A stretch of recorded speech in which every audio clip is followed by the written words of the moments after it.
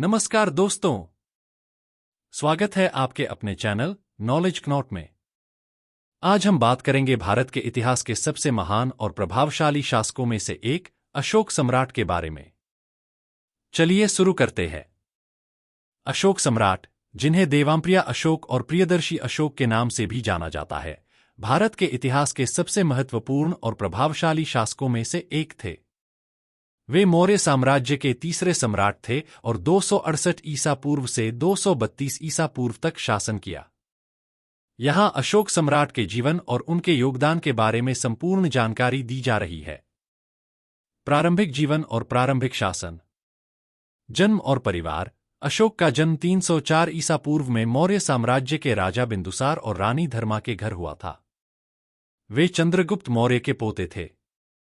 राजगद्दी पर बैठना। अशोक ने अपने पिता बिंदुसार के निधन के बाद लगभग 268 ईसा पूर्व में राजगद्दी संभाली। सत्ता प्राप्त करने के लिए उन्हें अपने भाइयों से संघर्ष करना पड़ा। कहा जाता है कि अशोक अपने 99 भाई की हत्या करके गद्दी पर बैठे थे। कलिंग युद्ध और परिवर्तन। कलिंग युद्ध।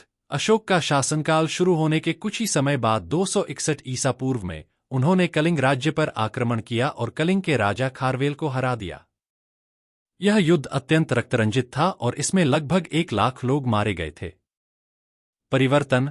कलिंग युद्ध की भीषणता और इसके परिणामस्वरूप हुए जनसंहार ने अशोक को गहराई से प्रभावित किया और इस युद्ध में कई निर्दोष लोग मारे गए। यही कारण था कि अशोक हिंसा और युद्ध से तौबा कर लिए और बौद्ध धर्म अपना लिया, जो शांति और अहिंसा का प्रचार करता है। अशोक का शासन और प्रशासन। धम्म नीति। अशोक ने बौद्ध धर्म के सिद्धांतों पर आधारित धम्म धर्म नीति को अपनाया। यह नीति शांति, अहिंसा, करुणा और सत्य पर आधारित थी। स्तंभ और शिलालेख। अशोक ने अपने धम्म के प्रचार के लिए पूरे साम्राज्य में स्तंभ और शिलालेख स्थापित किए। इन शिलालेखों में जनता के लिए नैतिक शिक्षाएं और प्रशासनिक निर्देश होते थे। सार्वजनिक कल्याण। अशोक ने अपने शासनकाल में सड़कों, अस्पतालों, शिक्षा केंद्रों और जलाशयों का निर्माण कराया। उन्होंने यात्रा के दौरान यात्री धर्मशालाओं की स्थापना की और पशु चिकित्सा केंद्र भी बनवाए। बौद्ध धर्म का प्रसार। बौद्ध धर्म का समर्थन। अशोक ने बौद्ध धर्म को राजधर्म के रूप में अपनाया और इसे अपने साम्राज्य के कोने कोने में फैलाया। उन्होंने बौद्ध मठों और स्तूपों का निर्माण कराया।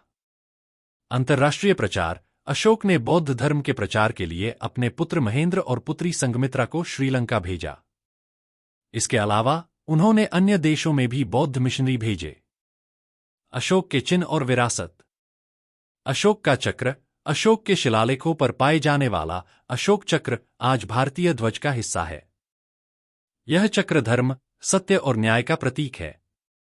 शांति और अहिंसा का प्रतीक। अशोक सम्राट का शासनकाल भारतीय इतिहास में शांति, अहिंसा और धर्म की ध्वजा के रूप में जाना जाता है।